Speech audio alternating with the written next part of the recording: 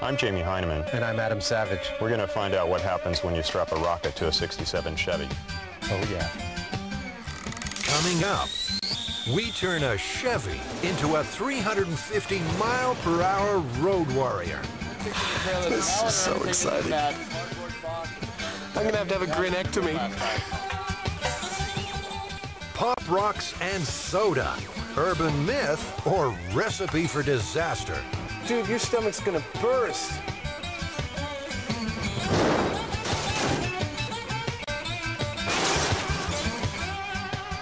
Here on Mythbusters, we're not just going to retell the stories. Small pin. We're going to put them to the test. We're prepared to put our bodies on the line. There's just one problem. Some aren't myths at all. Which one would that be? I don't know yet. So why should you trust these guys? Well, Jamie and Adam have over 30 years in model building, animatronics, and toy prototyping. They've worked in features, television, theater, and games. They can build just about anything, and probably have. This is M5, my special effects shop. Come on in and have a look around. Jamie's amassed an awesome collection of tools, talent, and techniques. If we can't find it here... I'm trying to locate a pig's stomach. There's always Adam's eclectic collection. I come from the planet Butthead. Ow! Ow! Jamie and Adam are supposed to be experts in what's real and what's not. And they'll need every trick in the book. So where do we begin? What do we got? Let's go.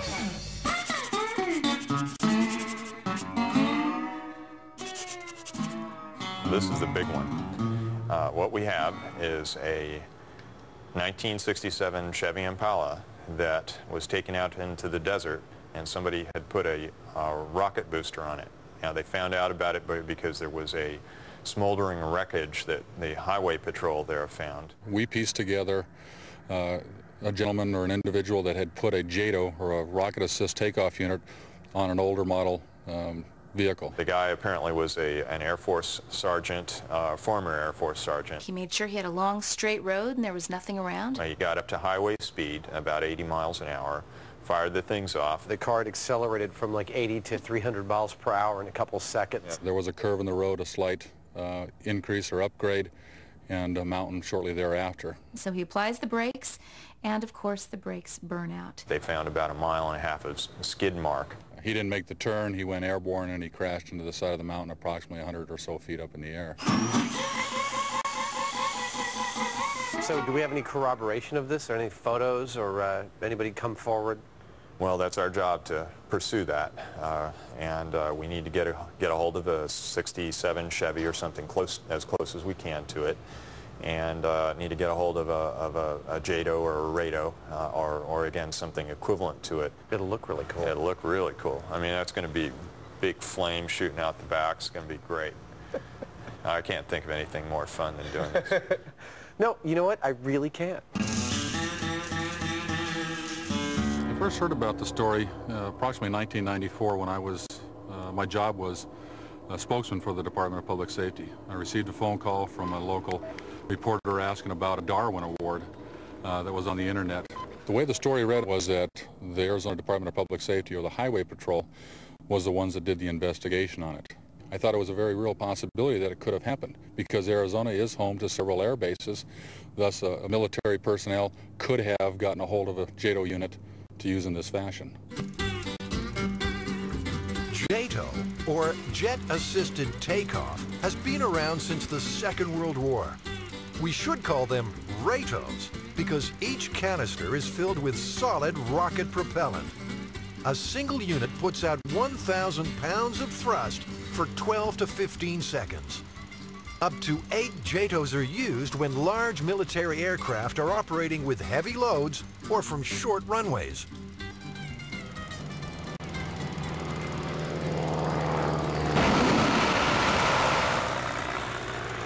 Do we think the military's just going to hand over one of these JATO bottles? What do we do if they don't actually let us have one?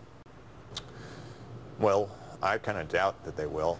This is not the kind of thing that you would want to let the general public have access to. Yeah. Air Force Public Affairs. I'm not at my desk right now, so leave a message. We'd love to have the military there and involved. Just so it's clear, we're not trying to just get a hold of one of these things and do whatever we want with it. We want you involved. Okay. Well, we actually got to talk to somebody. She said they're very expensive units, and that I don't know whether it's going to be possible. This is an unusual request.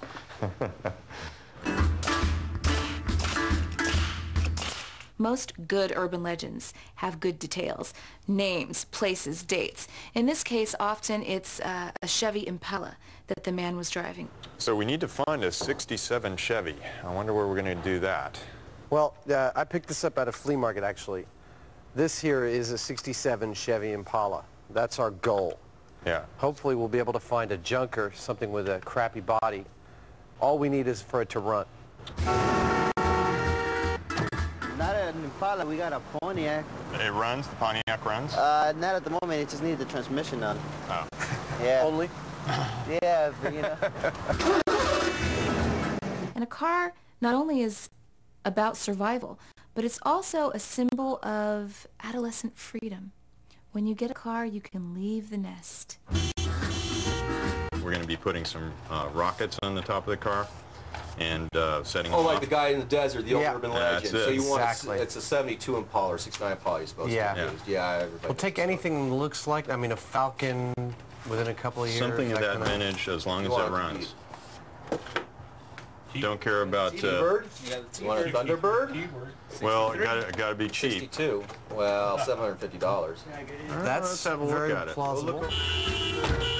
It's also a symbol of sex.